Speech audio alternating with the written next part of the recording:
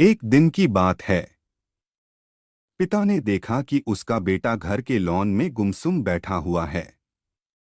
वह बेटे के पास गया और उससे पूछा, बेटा क्या बात है? गुमसुम से क्यों बैठे हो? बेटे ने जवाब दिया, मैं कुछ सोच रहा हूँ पापा। पिता बोला, मुझे भी तो पता चले कि तुम क्या सोच रहे हो। मैं ये सोच रहा हूँ पापा कि मेरी जिंदगी की कीमत क्या है। पिता मुस्कुरा उठा और बोला, अच्छा ये बात है। यदि तुम सच में अपनी जिंदगी की कीमत समझना चाहते हो तो जैसा मैं कहता हूं वैसा करो। बेटा तैयार हो गया। पिता ने उसे एक पत्थर दिया जो दिखने में साधारण सा ही था और कहा, बेटा इस पत्थर को लेकर बाजार जाओ। वहां किसी स्थान पर ये पत्थर हाथ में लेकर बैठ जाना। कोई इसकी कीमत पूछे तो कहना कुछ नहीं, बस अपनी दो उंगलियां खड़ी कर देना। बेटा बाजार चला गया और एक जगह पर हाथ में पिता का दिया हुआ पत्थर लेकर बैठ गया। उसे वहां बैठे हुए कुछ समय ही गुजरा था कि एक बूढ़ी औरत उसके पास आई और पूछने लगी, बेटा इस पत्थर की क्या कीमत है? लड़का कुछ बोला नहीं, बस अपने पिता के कहे अनुसार अपनी दो उंगलियां खड़ी कर दी। बूढ़ी औरत बोली, अच्छा 200 रुपए। ठीक, मैं इस पत्थर को 200 रुपए में खरीदने को तैयार हूं।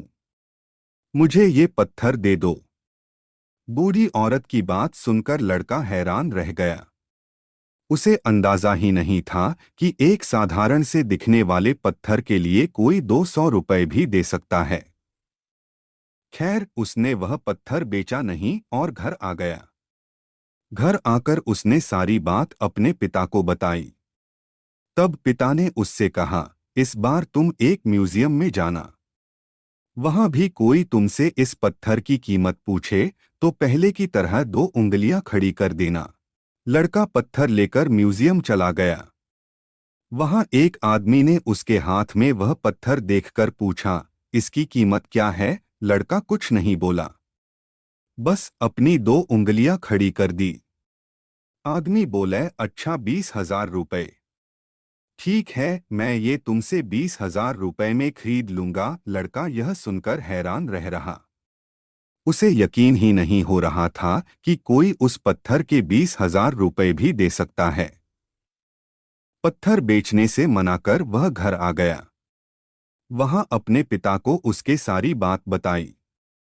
तब पिता ने कहा, अब मैं तुम्हें आखिरी जगह भेजता हूँ। इस पत्थर को लेकर अब तुम किसी कीमती पत्थरों की दुकान पर जाओ और वहां भी कोई तुमसे इसकी कीमत पूछे तो कुछ कहना मत। पहले की तरह बस दो उंगलियां खड़ी कर देना। लड़का तुरंत कीमती पत्थरों की एक दुकान में पहुंचा। उसके हाथ में वह पत्थर देख दुकानदार तुरंत उसके पास आया और बोला, अरे ये पत्थर तुम्हारे पास कैसे? इसे तो मैं सालों से तलाश रहा हूं। ये पत्थर तुम मुझे दे दो। बताओ क्या कीमत लोगे इसकी? लड़के ने बिना कुछ कहे अपनी दो उंगलियां खड़ी कर दी। वह आदमी बोला, अच्छा 2 लाख रुपए। ठीक है, मैं अभी तुम्हें 2,02,00,000 रुपए देकर ये पत्थर तुमसे खरीद लेता हूँ। 2 लाख रुपए सुनकर लड़के की आंखें आश्चर्य से फैल गई। यह कीमत तो उसकी सोच से भी बाहर थी। खैर, उसने वह पत्थर नहीं बेचा और घर चला आया।